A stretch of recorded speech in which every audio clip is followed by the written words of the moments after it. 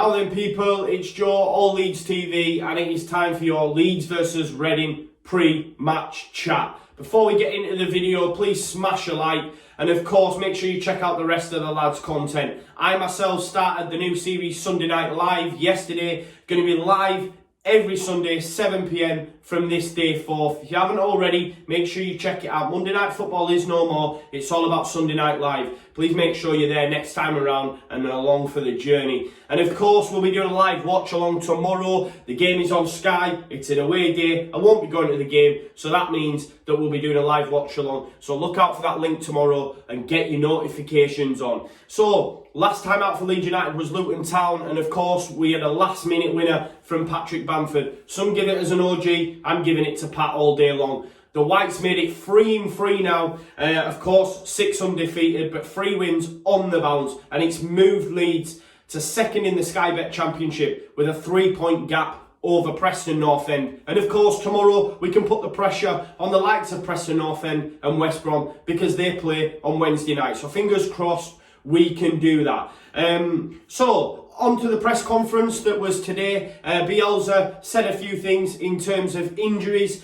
He did say it's going to be the same group of players. There is nothing new to say. Liam Cooper, of course, will probably play tomorrow. He played 30 minutes in the last match, as we all know, and today's trained well, so it looks like he'll be in there tomorrow as well, and I for one are happy about that. No disregard to Berardi, I thought he had a good game personally, and if he doesn't start and if he isn't right, I'm happy with Gaetano Berardi going in there. Also, something to note, Bielsa did say Eddie Nketiah will work with the group next Thursday and we'll see how it goes. For me, we're going to see him in an under-23s match before we see him for the first team. So I guess we'll see when he plays that under-23 game that we know then he's ready. Of course, the under-23s are playing as we speak. I think Jamie Shackleton's been given a run out as well. And we know Bielsa likes to do that when players are on the way back. But it's good to hear that Eddie will start training on Thursday of this week. So, on to Reading then.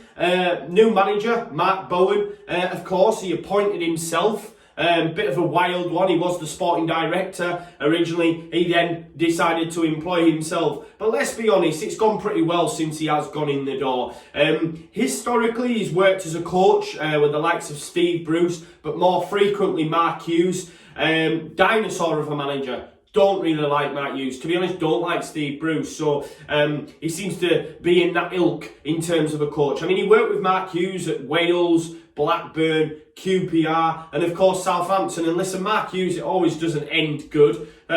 So yes, he does have experience, but I mean, is he the right fit for Reading? I mean, current results will say that he is. I mean, since he's been in the door, new manager bounce and all that, he has won 3, drew 1, and only lost their first game under Mark Bowen last time out against Brentford, losing 1-0. Is the new manager bounce over? Because in a lot of clubs, I mean, I thought Barnsley would get a result the weekend, for example, but it does happen. New manager goes in the door. We've seen it with Spurs, for example, with Mourinho, and things do turn around. It's very rare they don't, get a few results. But with that loss now against a decent side in Brentford, is that new manager bounce over? Fingers crossed. I have just seen on Twitter as well, tweeted out by Gary from Talking Shop, Bowen has actually spoke glowingly about Bielsa and how ahead of the World Cup, both him and Mark Hughes went to watch him coach. So it shows what high esteem he holds Bielsa in. So I like that when managers are glowing towards the man that is Bielsa, because he is a top manager, a top coach.